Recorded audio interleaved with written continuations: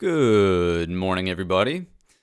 How's everyone doing on this fine Monday morning, April 10th, brand new start of a new trading week. Hopefully everybody had a fantastic long weekend, enjoyed your Easter holiday, and, spent some solid time with friends, family, the whole 9 yards. So let's get down to business because the economic calendar is jam-packed this week. There's a lot of stuff going on here, and we're also going to kick off the bank earnings season, or we're going to kick off earnings season, I should say, with the banks coming up. Okay, so looking at the calendar, look at all the stuff we have going on, and I always just filter by orange and red star events, as they're typically called, which means they have significant impact on the market, specifically the dollar-denominated market, aka the S&P 500, right?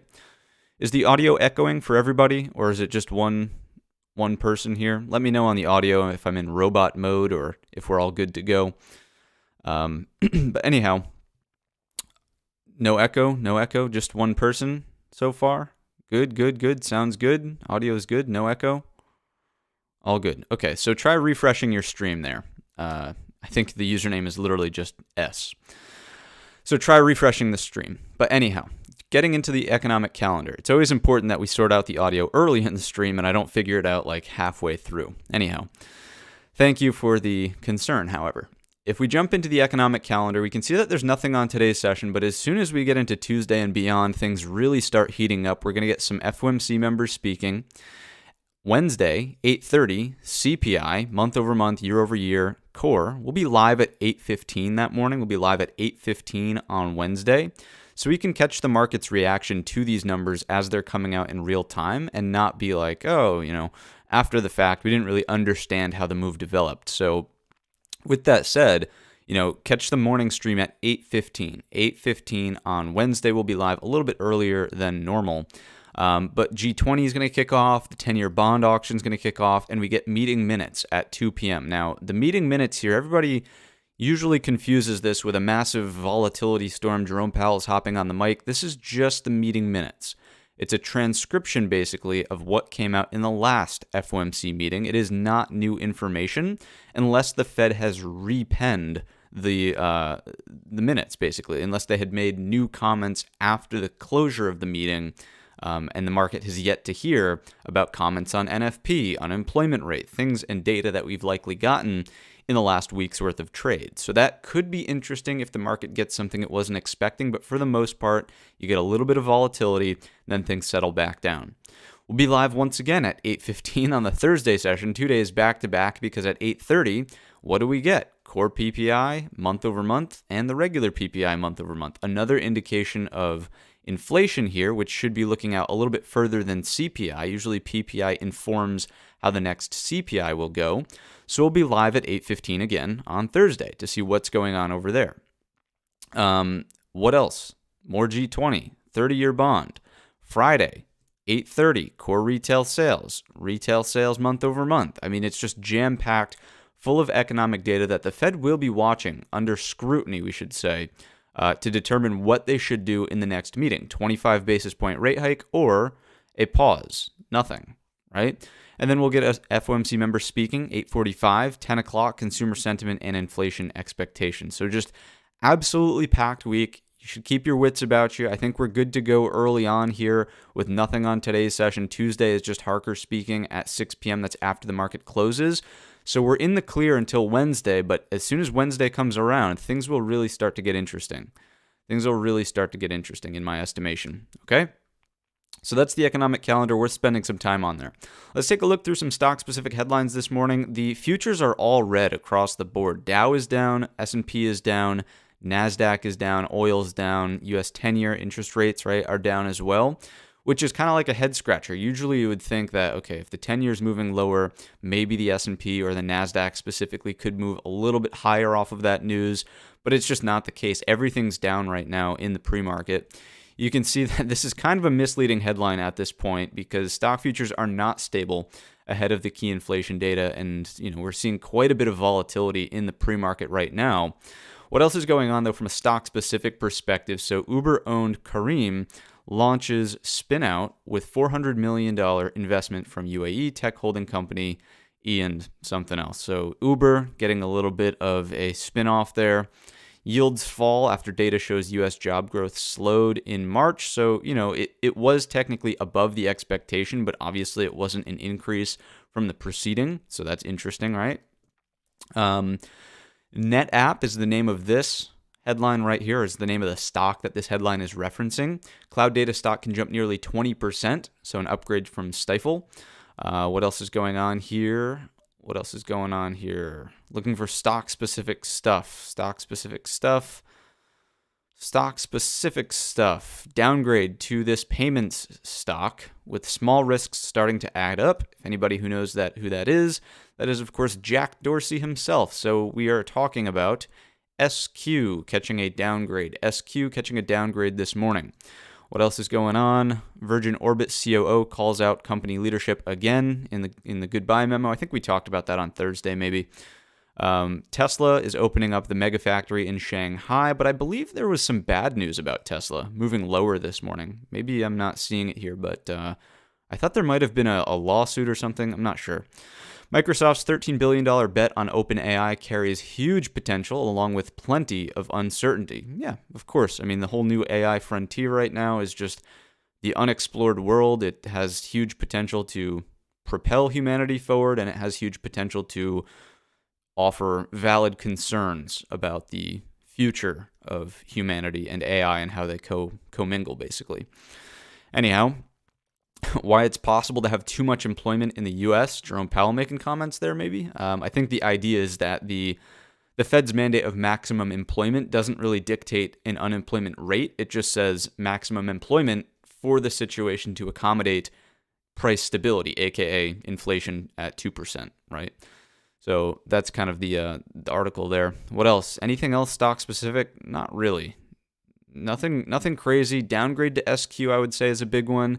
And an upgrade to this unknown NetApp. I don't think I've ever even heard of the company, nor have I traded the ticker. I don't know what the ticker is, so we'll leave it off at that.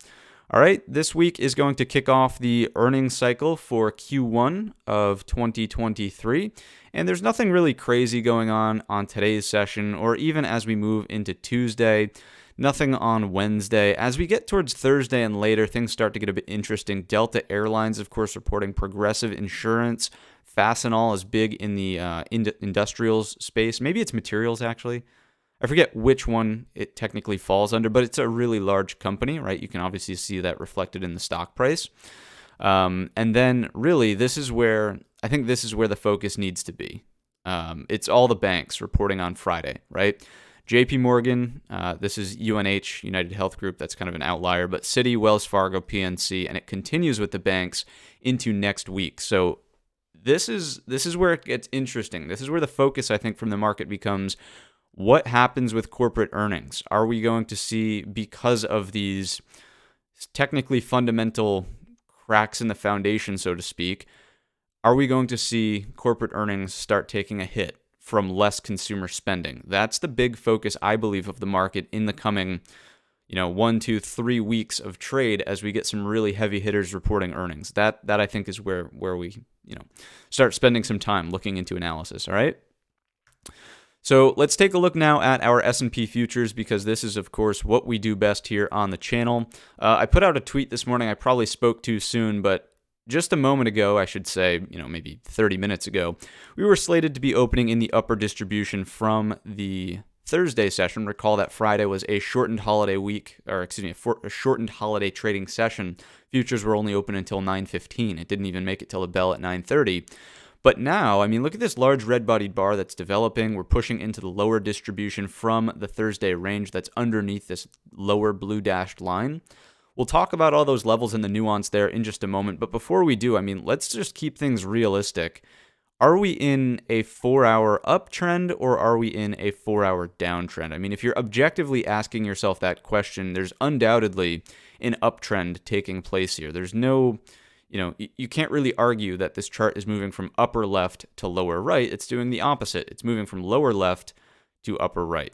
So 4-hour trend is definitely up at this point in time, with plenty of higher lows kind of along the way. And you'll notice that this move here was nearly vertical. So is it reasonable that the market tries to find either consolidation up here or a more meaningful higher low? Recall that in all of the weekly watch list updates, in the midweek market updates, we've been really pounding the table for SPY 401. Recall that that just represents this top of the balance range in the ES, which is about 40.50. It's about 40.50 in the ES. So still, that's like the line in the sand. You'll note that even if we break down underneath these lows in here, which are starting to look a bit like a double bottom, if we crack the double bottom, see something that does this, we're still good to go with a 4-hour higher low pullback that, it retraces some of this structure, higher low, and then continuation. So on the higher time frames, I'm not saying we can't see downside on today's session. There's certainly the possibility for downside on today's session, but in the grand scheme of things, as long as we're above 40.50 in the ES specifically, 401 in the S&P, the SPY ETF, we're kind of good to go here from a trend perspective on something like the 4-hour or the daily. So let's move on down to the hourly time frame chart now and get a little bit more nuanced and granular with the price action. Again, you can see here's the shortened NFP session. The market really popped on the beat of those expected numbers, and now we're retracing a lot of that, right? We're back inside of the Thursday range. As we just said, this is a double distribution from the Thursday session separated by single prints in here. I can actually show you that on the market profile just so everybody's on the same page of where these levels are coming from. So this is the ES on the market profile. We have a video tutorial on the channel if you're not familiar with what this charting package is. This is a different platform. This is not Thinkorswim. This is Tradeovate. But you'll notice here, very visual, right? This is easy to identify on the market profile. We have two distributions separated by a string of single prints.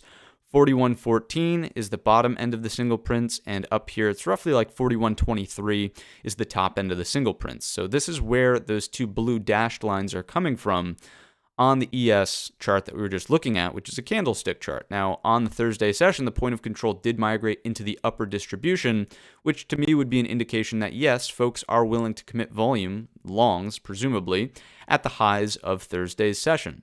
So now that we're opening underneath that upper distribution, to some degree, there is some overhead supply weighing on the market in the downward direction. So that's just a dynamic to be keeping in the back of your mind as we open up here on the morning session.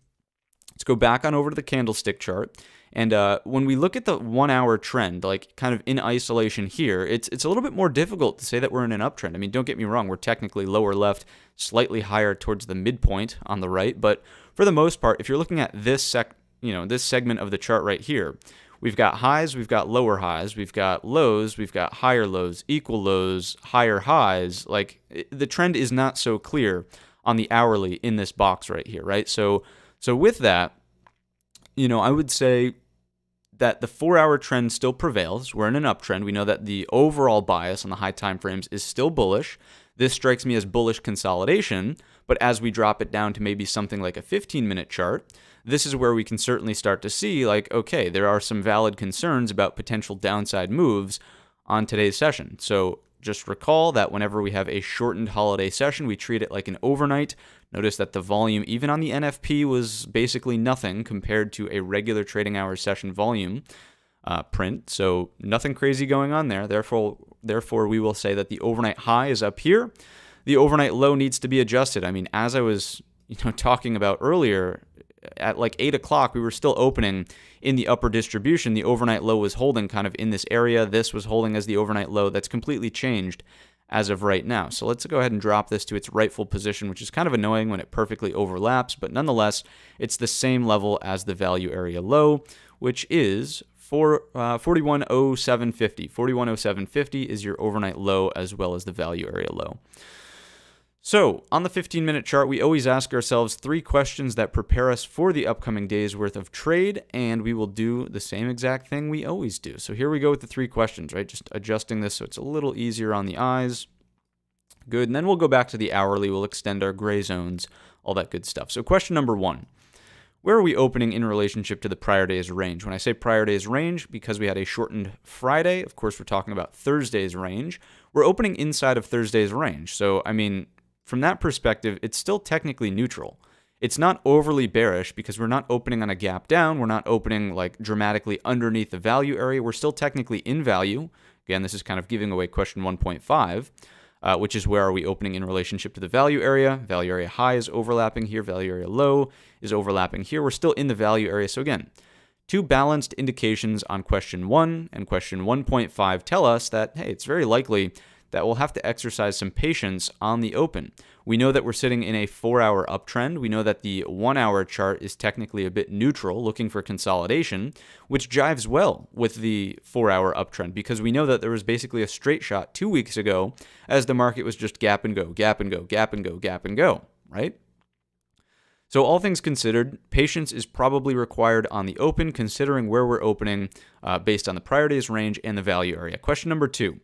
Where are we opening in relationship to the overnight range? Again, here is the overnight low. Here is the overnight high. We're opening closer to the overnight low, which actually sets up decent risk reward back in the upward direction. Now, it doesn't mean that the odds are higher for a bullish trade to unfold. It just means that the risk reward is actually better for an upswing here. Why is that? Well, if we sweep sort of like overnight low, value area low area, move through the opening print, maybe there's some long-sided idea back through the single prints here with a stop underneath the low of day. You can see how this, if you can pull off an entry, over the opening print, something like that, your risk reward here is obviously much more favorable for a long-sided trade instead of a short trade, right? A short trade, you're looking at potential support here. It would really require, right, a lower high underneath.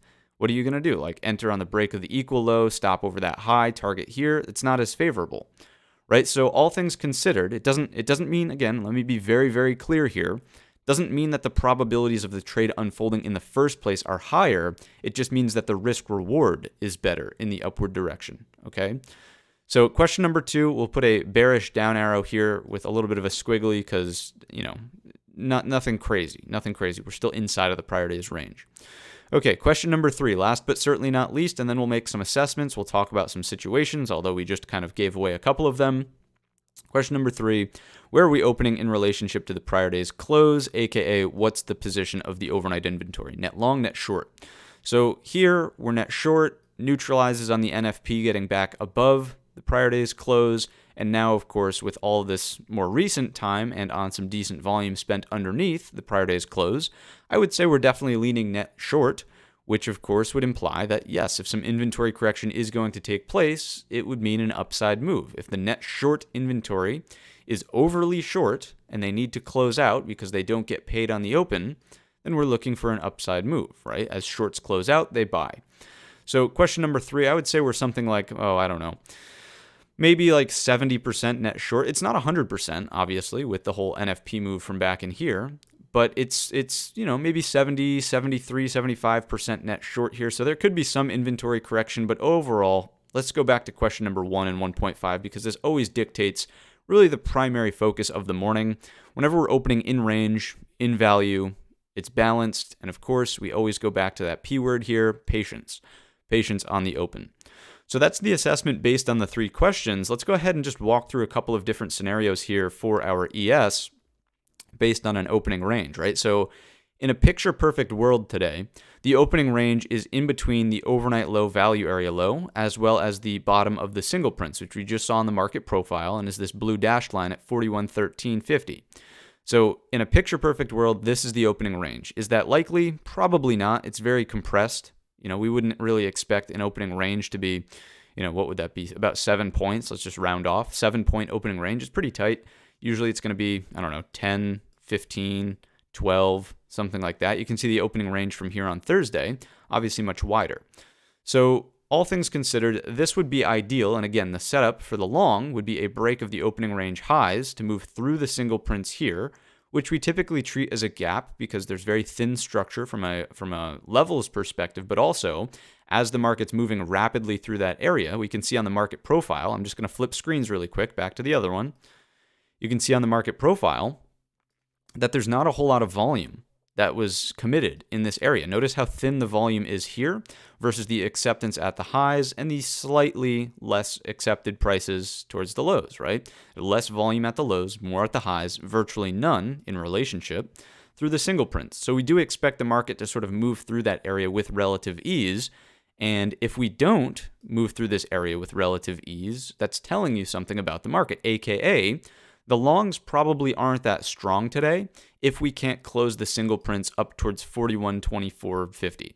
If the longs can't get it to here on an opening break high, and the market's really struggling here and it starts to retest the opening range high or even the bottom of the single prints, it's a pretty good signal, a pretty good indication that, hey, longs aren't really doing their job closing this thin structure from off to the left, which they should have done with, I don't want to say certainty, but a little bit more ease of travel there through the upswing. Again, there's not a lot of volume committed through here. It should, longs should, in theory, at least make it to 41.24. So if it doesn't happen, it's probably a sign to say, okay, all eyes on the overnight low. If we flush this, it's game over. We're looking for a move into the prior low of day. And then from there, let's move back on up to an hourly time frame chart. I want to show you some other structure that we need to be at least mindful of, right? If we do something like this and zoom in, right, here is a double bottom basically at our prior low of day. So this is Thursday's low, this is Wednesday's low. Obviously, that's going to start to act as a key area of support, but if we put in a descending triangle above it, maybe it's a flush point. Then we look for 40.80. We had talked about 40.80 in the past. That's obviously a nice little 15-point sweep in the downward direction. Then underneath that, there's 40.50. That's the level that we were just discussing as the equivalent of SPY 401, our key support from the higher time frames like the 4-hour. All right, 4-hour must hold this area, 40.50, 401 SPY. Okay, so that's how I foresee potential downside unfolding. It's opening range that maybe tries to get through the single prints, fails, moves through the overnight low. That's a short setup, looking for the flush into the prior low of day, which we know is a double bottom. If that fails, lower high underneath, looking for 40.80, there's another 15 points. And then this is very aggressive. I don't think that all of this happens on one day, but 40.50 is just the next key support. It's the next key zone to be watching for, right? So that's how I foresee the downside playing out. If the move is going to be higher, let's go back to the 15-minute chart, right? We already talked about one of the setups, which is opening range break.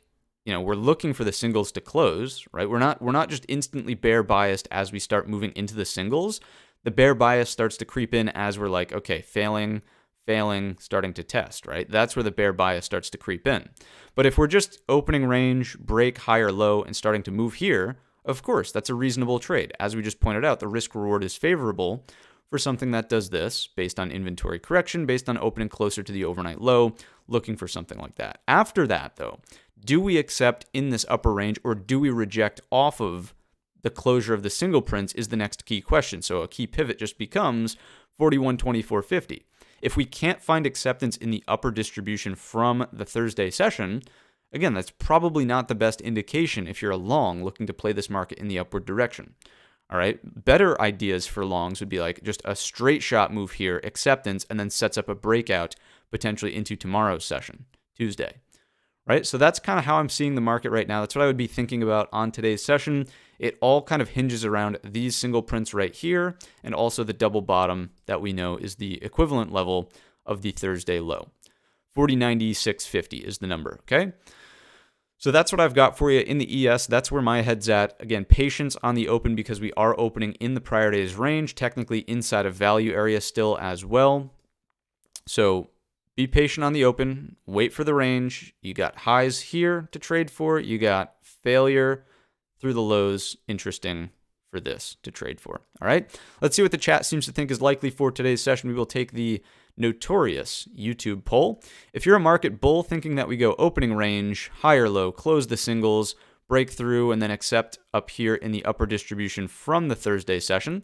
Let's see a number 1 in the chat. You are bull biased. If you're a little bit more neutral, thinking that we go opening range, break into the singles, but fail here, something that does this, really neutral, I would say that value just wants to be inside of the Thursday range. That is going to be a number 2 on today's session. Let's see a number 2 in the chat. And then, of course, the bears want to see a breakdown, right? Lower high, trade to the double bottom, maybe another lower high and continuation. Again, we're not calling for 40-50. We're not calling for 40-50 on today's session specifically, but that would start to come into view as a potential target over time, maybe, like tomorrow, Tuesday or something. So that would be a number 3 in the chat. If you've got no idea what's going to unfold on the open, I would say, try to start to build some sort of situational bias. Again, we're not directionally biased. We're saying these situations seem to make sense based on the analysis. Right, I would say that for me, I would be thinking about number 1s and 2s on today's session just because the overnight inventory is skewed net short. We know that we're technically in a 4-hour uptrend. Those two things really, and the hourly consolidation we're putting at the highs, those things to me really say, okay, probably favor 1s or 2s today. Number 3s, although they could happen, right? I'm not saying we won't trade it that way if it starts to unfold that way, but it just seems like it seems like the market, to me, would be better poised to do a 1 or 2. That's basically what I'm saying. All right, so let me stop babbling and just type in the clickable YouTube poll for all of our lurkers to get involved with. So we'll start a poll, and we'll say, what do you think? And we'll go number 1 is bullish. Number 2 is newt. Number 3 is for the bears. And number 4 is the ostrich. All right. So clickable YouTube poll is out there in the world. You can go ahead and participate that way if you are someone who just likes to stay in the background. But I'll scroll up and briefly see what's going on in the chat. I do want to say a quick shout out to Rick Melville for joining as a supporter. Much appreciated. Enjoy the green name and your cash bag that will turn gold over time. Starts with green, then it goes to blue, and then orange. Or sorry. Blue. No. Getting this all mixed up now. Green, blue, red, then gold. There we go. That's how the sequence goes. But good morning to everybody, especially all the green name folks. Siege, Rebecca F. Just going to shout out a couple of them. Ty, Gregory, David, Sandman, all you guys. Thank you for tuning in. But we've got lots of 1s and 2s flowing in early in the chat. After that, the poll results. Do they flip to the bear skew? Not really. Lots of 2s on today's session. I'm not really seeing like a dramatic flip to the number 3 as we get deeper through the list, which is typical of what usually takes place as I'm walking through the situation. So very, very surprising to me that there were not more 3s in the chat on today's session. Does it mean as a contrarian indicator that we must put in a 3 today? I'm not saying that, but maybe if everybody's bullish here, then the market does actually move lower.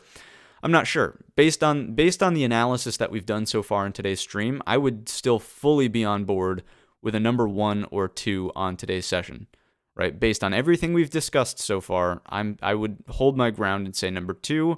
Yeah, I would do this. If I was answering in the chat, I would say 2-1. I'm thinking that a 2 is most likely, and then maybe it morphs into a 1. I would say that 3 falls lower on the list. All right. That's what I've got for you in the ES for today's session. Let's move along and take a look at the NQ. What's going on with the NASDAQ 100? We'll do the same thing. Starting on the 4-hour time frame chart and moving on down into the smaller time frames as we go. Again, anybody who tells you that the NASDAQ is in a downtrend is just simply not looking at the right chart. If we look at the 4-hour here, even if you do want to include all of this prior price data, I mean, the chart is moving from the lower left to the upper right. Okay, so we are technically in a 4-hour uptrend. Even after this micro downtrend, we're back in an uptrend. The prevailing winds are up. And if we take a closer look, right, notice that as of the Thursday session, we've technically supported off the top of this previous range on the 4-hour, which is fairly noteworthy, right? So if building blocks are being produced in the upward direction, you can think of the market as like stair steps, right? You want to consistently be looking for a higher stair step. Right now, we're still hanging on to this current tier that we're on, and we have not broken down into this lower range, which does strike me as noteworthy. That 13,000 level is the number that we had been discussing in the past, and it's still relevant, especially on today's session. Let's move on down to an hourly time frame chart. and see what's going on from this perspective. Hourly chart, what is going on here? Taking a bit more of a nuanced approach, just like we did on the ES. Again, if you just look at this, we're definitely in a more mixed trend. We technically have lows, higher lows, highs, higher highs, lower highs, lower lows. Mixed bag of trend in this box. But if you include this little upshot from here, yeah, you could go lows, higher lows, looking for a continued hold of these higher lows. That's that 13,000 level that we were just mentioning. For the most part, we do have very similar analysis to what we just did in the ES, with our single prints available in the midpoint of the Thursday range from the NQ. So that is something that we will be trading against. And by against, I just mean those levels set up decent risk-reward areas. Let's move to the 15-minute chart and just get a sense of what we can expect for the open. So the 3 questions, fairly similar. Let's just adjust our overnight low to its rightful position, and lo and behold, it's right to the bottom of the single prints. The overnight high needs to be adjusted to up here, and we're good to go. So, all things considered, the 3 questions very similar. 1, we're opening inside the prior day's range. That is a neutral and balanced indication. 1.5 is that we are opening inside of the value area, which is another neutral and balanced implication, aka patience will be required on the open for some kind of opening range. Because we're inside of the single prints in the NQ, I would say that this actually offers up a tradable situation fairly soon, as opposed to being completely patient for the range.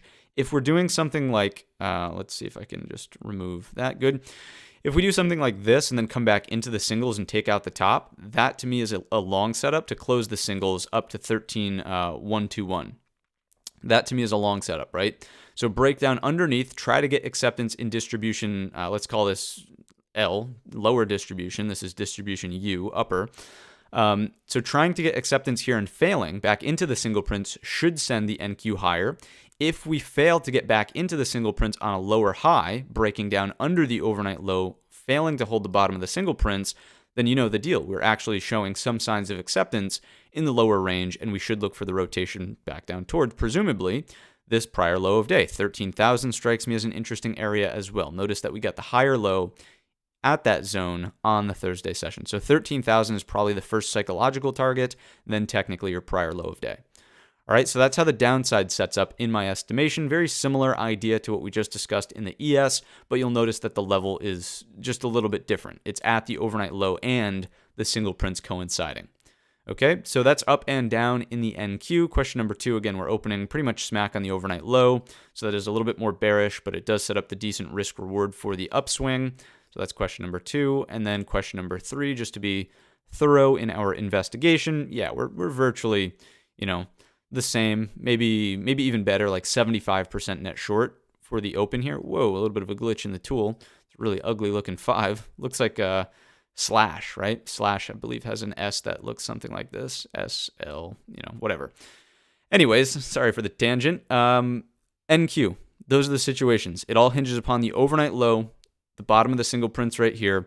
The number, I'll give you the number, 13055. I would use 13055. 13055. If we're above, after a sweep, we're looking for the rotation into the single print top, which is at 13121. If we're underneath, putting in a lower high, you know the deal. We're looking for 13K and then follow through into the prior low of day. This is the number to watch on the open, 13055 in the NQ. Let's keep the trend rolling right along and take a look at the Russell. What's going on with the RTY? What's going on with the RUT? Just abysmal looking chart. Before we even go to the 4-hour, let's just acknowledge that 100% retracement here. If we do go to the 4-hour, we're stuck in this lower consolidation down at the bottom in here. Look above and fail, right? It just chart looks absolutely terrible. Absolutely terrible. So noting all of these things, let's try to take a bit more of a nuanced approach than just saying, hey, it's bad. That's the obvious comment, but let's be a bit more nuanced. Obviously, bear flag continues to play out. Look above and fail continues to play out. We should just briefly extend these because, we kind of need to know where that support zone comes back into play.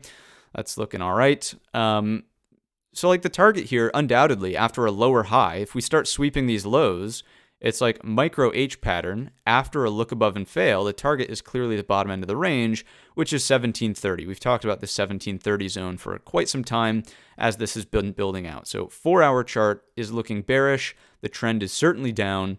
We're staying in bear flag consolidation. We have a potential lower high here, a flush of the equal lows. Bottom of the range is the target 1730. That would spell risk off for the market, of course. On the hourly time frame chart, I mean, this is where you start to get a bit more of a mixed bag of signals. Notice that over here, this uptrend was looking really constructive and good with nice, respectful, clear stair steps in the upward direction. Remember that on Tuesday's session, specifically of last week, a lot of damage was done just wiping away 2 of those, even, you could say 3 of those lows of days in one swoop. So really, Tuesday was the nail in the coffin. Wednesday continues to put the downward pressure, bearish consolidation. We're opening at this flush point, basically, underneath the prior low of day, as we just described, is a 4-hour H pattern. It's a lower high. It's a move back into the balance range here, the target, 1730 on the downside, okay? So I think the Russell is fairly straightforward from that perspective, noting that the bears obviously have an edge here on the flush of the 2 equal lows here, 1753. 1753 is the flush point. Let's move on down to a 15-minute chart, take a brief assessment of the 3 questions, and we will adjust our overnight levels to their rightful positions. Overnight low drops down here. The high is unchanged. So we're opening inside the prior day's range. Question number 1 is still a balanced indication inside the prior day's range. 1.5, though, tells us that we're opening underneath the value area, which is different from the S&P and the NQ. The NASDAQ, a little bit more bearish here in the Russell, which should be kind of abundantly obvious in this move. Question number 2, we're opening on the overnight lows. So yes, technically the risk reward is more favorable for an upsided move. However, it does not mean that the probabilities are higher for an upsided move. I always want to be very, very clear about that. Make sure that nobody's misunderstanding what I'm saying. The risk reward is just better because you're opening closer to support. If you were opening closer to resistance, the risk reward is obviously better for a downside move, even though technically it would seem as though opening here would imply bullish activity and opening here implies bearish activity. So the probabilities and the risk reward are 2 totally different components of a trade, all right? Question number 3, now that that has been clarified for the 3rd time, we are net short. I mean, undoubtedly, actually, here getting a bit more net short, but I suppose maybe I have to eat my words on that knee-jerk reaction comment, considering the bearish nature of what's going on, but it's actually not as bad as I would have thought, considering that the prior day settlement was just not, up here towards the prior high of day, basically. So, a little bit more balanced in the overnight inventory perspective, which to me would just indicate, hey, maybe no knee-jerk reaction for a big move in the upward direction. It's a bit more balanced here. So as a matter of fact, from a probabilities of trade perspective, right? So this is contrary to what we just said about risk reward. If this is a balanced overnight inventory and it doesn't need to correct one way versus another, then if we do just consolidate out sideways here because there is no knee-jerk reaction back in the upward direction to correct it, then what does that spell for the Russell? Well, it builds flush point, right? Flush point, flush point, flush point opens the door for lower. So I would watch, like, at the end of the day, I know that we don't really have too many Russell traders in the chat, but as an indication for our markets today, I would pay very close attention to the Russell at your prior low of day, 1753. If we're above 1753, no reason to panic yet. I wouldn't just be like swinging for the fences saying that the markets are going to all-time highs, but I wouldn't be overly bearish biased. But if the Russell does poke underneath this flush point, I think it's an obvious indication to button things up and say, hey, bears are building a bit of an edge across the intermarket dynamics, okay? So that's what I've got for you in the futures. Let's take a look at the cash ETFs and keep it brief here. We'll talk about the levels, not so much the psychology, because we've just hammered home the psychology basically in the futures. So for the most part in the SPY, just note that we're opening in the lower distribution. The level to watch for your single prints is 407.35. 407.35 on the downside, and on the upside, I would go with like 408.45. 408.45. All right, so about $1 range of single prints here in the SPY. And once again, the levels are 407.35. I know it's nothing in that box. And then 408.45 on the upside. So mark those levels off if you're not going to watch the futures levels that we just talked about. One last time, I'm going to say it, and then we'll move along. 408.45 on the upside, 407.35 on the downside for your single prints. So The idea is because the open is in the lower distribution, if we get a rejection and accept in the lower distribution, we know that we are looking for a move into the lows and potentially lower than that for a breakdown of the double bottom. 404.50 is your next structure for support in the SPY. And then it's all about 401. It's all about 401 on the daily time frame chart. If we get the higher low above 407.35, the target is the closure of the single prints 408.45, and then we'll take it from there, looking to see if we get acceptance in the upper distribution or if we reject off of it for a lower high on the daily. Next up, QQQ. What's going on with the QQQ? Once again, I will say the single print numbers one time. Here we go. The low end of the single prints is at 315.30. Low end of the single prints is 315.30. That's the key level to be watching for the downside on QQQ. It's your overnight low as well, so 315.30. And the single prints close up here at 316.90. 316.90, just shy of 317, is the closure of the single prints. So once again, just like we talked about in the NQ, the idea is if we sweep and then come back above the opening print, look for a closure of the single prints, 316.90. And that is on a recapture of 315, what did we just say? 315.15, 315.25, this general area, right? 315.25, just for round number's sake. That's the upside move. If we get a lower high underneath 315.25, you know the deal. We are looking for the equal lows in here. Really, first target is 314.25. That's the equivalent of 13K in the NQ futures. And then after that, we know that the breakdown is the target of the prior low of day here. Just a little bit beyond 313 on the downswing. Okay, so that's what we've got in the QQQ.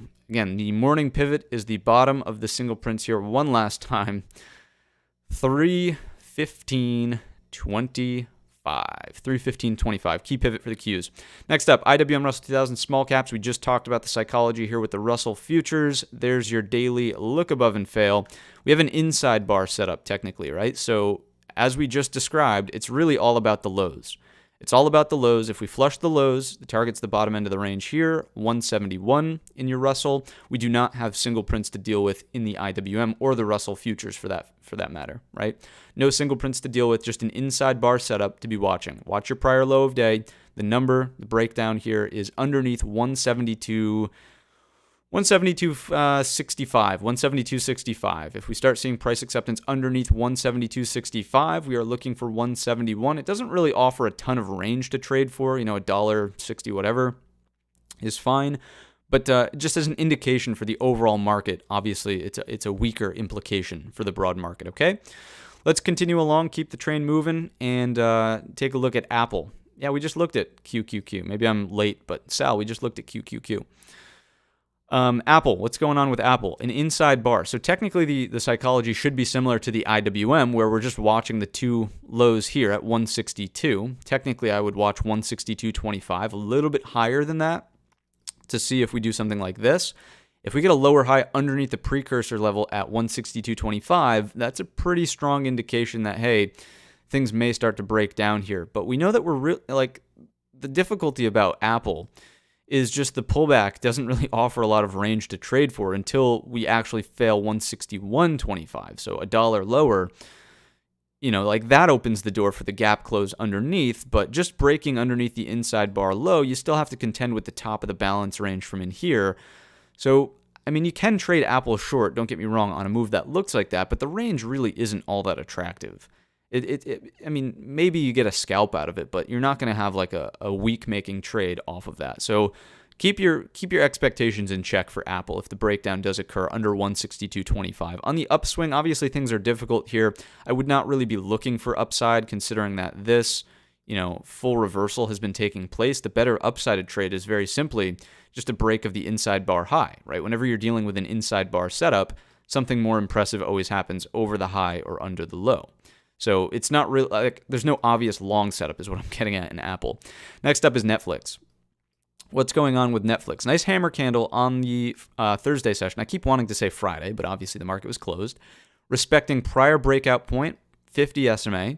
We're opening closer to the midpoint of the prior day's range instead of dead on the lows like something like Apple. So I would just keep an open mind about if the market does rally, Netflix might be a place to look for something that does this. a little minor pullback off of a test of the prior high of day and then a break there does make sense from a daily perspective with buyers stepping up. We're just looking for the equal high at 348.50. So keeping Netflix as a back pocket long idea on this case, in the sense that the market does rally. If the market falls apart, remember that it's still got to be a lower high underneath that zone 332.50 in Netflix before something impressive happens on the downside. Next up is Tesla. What's going on with Tessie here? So again, I thought there was maybe a lawsuit out, but I just saw the Chinese megafactory, gigafactory. Is he calling it a gigafactory? Maybe it's just megafactory. Anyways, the factory in China is being produced, obviously, and this, I would imagine, is what we got out of that. But you can see here, the market's clearly retracing in the downward direction. So a significant move lower here. It is continuing to reject this overhead supply. So this is really what we learned about Tesla on the Thursday session. Look at these upper wicks and just the failure to really accept strongly above 185, right? So all things considered, this overhead supply should be weighing on price in the downward direction. We're opening out is it a minor gap? No, we're just opening at the prior low. So it's not quite a gap. Gap rules are not in play. I would just be mindful of not shorting this right on the open until we have a better indication of a short setup, right? So what that might look like is just a flush, and you might say, dang it, I missed the trade. But if we bounce and put in a lower high underneath here, that's the better position for a short, right? Because now your risk reward is far better. You short here, stop over the high, look for the rotation to the low of day, and then potentially follow through underneath the daily flush point at 177.65. Right, so that's how I would look to play Tesla. I would not get caught in the emotion of look at this thing falling off of a cliff. It's got to continue to just fall. It very well could, but the risk reward isn't really favorable. So again, the idea is look for a push lower first, lower high on a dead cat bounce off of or underneath the prior low of day. Then you trade it in the downward direction. If we're just accepting in the prior day's range, I think it's still a difficult long to pull off. I'm not attracted to any kind of upside move there in Tesla. Noting that, again, we have all this overhead supply weighing on us as we accept under 185. So that's Tesla for you. Wall Streeter 25, thank you so much for the 19.99. Let's just call it an even 20. Appreciate the support. I mean, that's a big one. So thanks for coming out to the show. Thanks for showing your support. Appreciate you being here. And I truly hope I hope everybody, but I hope you're gaining lots of value from walking through these setups and the psychology of what's kind of going on and my take on the market. So much appreciated. With that said, we're on to Google. What's going on here with the Bard AI and getting wrapped up in the inception cup and handle. So cup and handle, and then for the folks who also see it, right, cup and handle. So it's a cup and handle and a cup and handle, and maybe even this was actually a cup and handle. No, let's not get too crazy. But for the most part, Google, what's going on? We're not really holding the breakout of this area in here. Now, don't get me wrong. The chart is not destroyed because we're still opening above this breakout point at 106.25. So the idea in Google is, can we find higher lows off of 106.25? If we start coming into 106.25, I would be looking out for intraday double bottoms. I'd be looking out for intraday inverted head and shoulders. I'd be watching for hammer candles down here. Any signs of reversals and buyers stepping up to turn this thing back in the upward direction. After breaking and respecting this, it would be a break, retest, and looking for continuation. That's the idea behind Google, in my estimation, for an upsided move in Google. For shorts to really gain some more traction, some more momentum, it's just got to be a failure of 106.25, right? It's got to be a move underneath, a lower high rejection of that level, telling us that buyers are not trying to get back above that breakout point. Then we look for the equal lows, and that would be 103.75. As of right now, opening above, primarily focused on this as a situation, okay? Next up is Meta. What's going on with Meta? Oh, I see. So Tesla got some price cuts. Oh, I see. Tesla price cuts to the cars themselves, not the actual stock. Tesla gave price cuts to the cars. It's kind of an indication that, hey, we can't actually sell these things at the value we thought. Maybe it decreases the value of the company. Okay, so that makes sense from a fundamental perspective. Thank you for the insight from Cipriano. Another 9.99 from Wall Streeter. My man, on fire today. Thanks so much. Moving right along to Meta, though, what's going on here? Very, very mild pullback. Among all of the other weakness that we've seen so far in the pre-market, Meta strikes me as being incredibly resilient here, especially on a bullish engulfer from the Thursday session, looking for the follow-through into 221 if the market finds support, right? If the market finds support, this is where the relative strength is. You better believe that Meta should be, gunning for that move if the market finds support on today's session, if we're accepting or rotating through the single prints that we talked about in the ES and whatnot. So Meta, watching for upside on the relative strength here. It doesn't really, I would not be shorting Meta here. Even if we were opening lower in this area, I would not be shorting Meta until there's a clear lower high underneath 207, because now what do we have? Head and shoulders pattern. So when that plays out, maybe we'll put shorts back on the table. But for now, nothing about this says, hey, short me tomorrow, right? It's just too strong of a move. Next up, we've got NVIDIA. What's going on with NVIDIA? Looking for the potential gap close overhead. That's the long trade. That's the obvious one. Kind of an inside bar setup. Very, very simple stuff here from a structural perspective. Not execution. Execution is never simple, but structurally we can see that we've got an inside bar. If we move over 270.50, 273.50 is the gap close. We're opening kind of in the midpoint of this range here. I don't know that there's particularly an edge in NVIDIA for this morning, just based on the location of this open. I think that something like Google is far more attractive. Tesla is far more attractive if we can get that flush and then lower high that we were just talking about. That's kind of what we're looking for, right? NVIDIA in the midpoint of a 2-bar little balance here, no, right? Just nothing says like balance, more like opening in the midpoint of a balance. Anyways, so patience on NVIDIA. Just be mindful of the gap overhead is the primary takeaway there.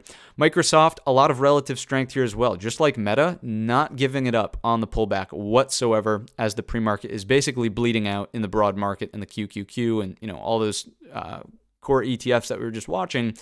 But Microsoft, well above the top of this little balance in here, 289.25. I mean, again, the same idea as what we just discussed in Google. Any support, any buyers, any demand that steps in at 289.25, looking for the rotation to the prior high of day, and then 294 is the target structurally from a level off from our left. You can see this prior pivot back over here. All right, so Microsoft does strike me as resilient and strong. If the shorts are going to make a stand here, again, you'll know on the lower high underneath, a failure to hold this breakout level at 289.25. Last but certainly not least, we've got Amazon, the mini beast. What's going on with Amazon? So trying to resolve here, right? You can see how it was prior resistance in this balance, tried to act as support in this balance, and we're right on the level. So unfortunately, it doesn't really offer us a lot of clarity until there's a push away from it. But what I would say is, obviously, if the market, the broad market that is moving higher, then the idea would be, let's wait for a push away from 101.25, and then we want to get involved on higher lows above an upward sloping VWAP. Right, that like pullbacks above an upward sloping VWAP, pullbacks, in general that offer higher lows or bull flag consolidation, set up decent risk reward. The idea is basically that if the momentum does come in to the upside, we just want to find, we want to find a position where there's decent risk reward, and we can do something like this. Look left, thin structure on the breakdown, right, off of those highs. So there's like some semblance of bearish momentum happening here, but if we can prove that the bulls are on parade and can respect 101.25, then technically a breach of this area right around 102.25 should open the door after like a little consolidation or whatever for a break through the thin structure to retrace it sooner rather than later. So that's the idea in Amazon, right? So a push away or a push away, higher low above VWAP, lower high below VWAP. Here's a dotted VWAP, right? Here is a dotted VWAP. I would say that the downside becomes a little bit more difficult to trade just because if we look at the prior day's range, aka Thursday, there is demand here. There's, buyers are clearly trying to step in. Buyers are stepping in, right? This is where it stopped. So it might be a little bit more difficult to play the downside. I would look to the broad market for overall direction to confirm kind of a rotation here in Amazon, all right? So that's my that's my thinking around this 101.25 pivot. All right. So that's what I've got for you in today's pre-market prep. I tried a little like schedule feature to open up like a waiting room before the stream actually started this morning. So maybe we're going to try that again for tomorrow's session. Hopefully it allowed some more people to come here and be ready for the stream sooner rather than later. But look out for a notification again. On Wednesday and Thursday specifically, we'll be live at 8:15 to catch CPI and PPI, maybe even Friday as well for retail sales, right? It's just a jam-packed week full of economic data. We'll kind of end it on that note, right? If we just go back on over to the calendar here, it's packed. We've got CPI Wednesday, so for anybody who missed the intro, right? CPI, then on Thursday we get PPI, and then on Friday we get retail sales. So it's a packed week. We'll be live early on Wednesday, Thursday, and Friday. Tune in at 8:15. 8:15 will be the number. All right. So on your way out, folks, do me a favor and hit the thumbs up button. It's a great way to show a little bit of support for the channel. The thumbs up button is, again, it's a great way to show support for the channel, but we've got to shout out Wall Streeter 25 who gave 2 donations this morning. Kudos to you, man. Greatly appreciated. I will see you in the Discord. If you're not in there already, you can check out the link listed down below in the description, or just type that URL in. It is a redirect link. It is not a paid membership or none of that stuff. There's no gotcha. Just a redirect link, so I will see you on the inside, all right? With that said, everybody, hopefully you have a green trading day. Stay green out there. Look out for some updates in the Discord. We'll quickly take a look at the ES, and anything changed here? Not really. We're still opening right on these overnight lows, basically. The psychology is still the same, okay? Michael Cobble with the $2. Thank you. Appreciate you coming out to the show as well. Husky fan joining as a supporter. You guys are the best. You guys are truly the best. Wall Street with another 5. Man, you got to chill out. Save some money for trading. No, I'm kidding. All right. Thanks, guys, for tuning in. Appreciate you being here, and I will see you in the next one. Have a green trading day. Adios.